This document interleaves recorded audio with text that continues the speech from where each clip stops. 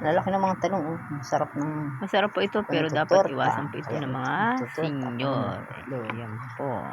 Ito po bagong kaalaman para sa mga senior. Para ito po sa mga senior na kailangan ng alaga ng ating katawan, kalusugan. Share ko lang po na ang tanong pala ay hindi, masustansya ito sa mga tao na walang nararamdamang sakit. Pero kung ikaw ay senior, di po ba ang senior ay humihina na, bumabagal ang metabolism?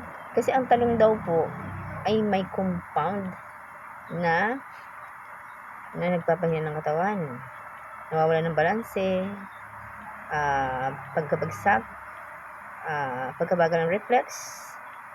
Yan po ay ang talong daw po ay hindi pwedeng ihain o kainin. Yan, kung ikaw ay may karamdaman ng ganyan, ng arthritis, may mga kondisyon ng arthritis, ganyan ng mga senior, nerve inflammation o chronic joint pain, yan po, hindi lang physical na emotional, kundi may epekto ito sa physical, emotional. Yan po ang epekto nito. Hindi lang physical, kundi may emotional na epekto. Kasi ang talong daw po ay may taglay na gulay na may taglay na solanine, na karaniwang taglay na chemical na natural, na karaniwang matatagpuan sa nightshade family. Yan, ang mga gulay. Iwasan po ninyo ang pagkain ng gulay. Kasi po, yan daw ay alam naman ng matatanda na yan ay alam naman ng matatanda na bawal talaga sa kanila ang talong. Pero dahil nga masarap ang talong, di ba ba? Masarap ang talong. Yung iba talaga hindi naniniwala. Yung ibang may mga edad na hindi naniniwala sa mga gulay, lalo na kung gusto nilang kumain ng gulay. Ibang nakasanayan na nila yung pagkain ng gulay. Pero pag may nagkakaedad na po pala, yung po pala ay dapat iwasan.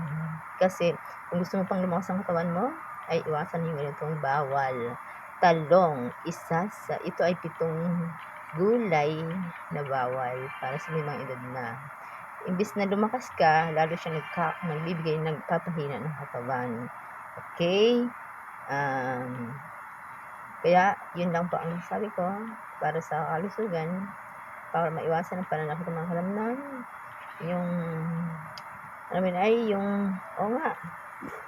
Arthritis, nerve inflammation, chronic joint pain. Yan, yung mga yan. Meron yan, mga senior yan ang madalas na merong yung nararamdaman. Okay po.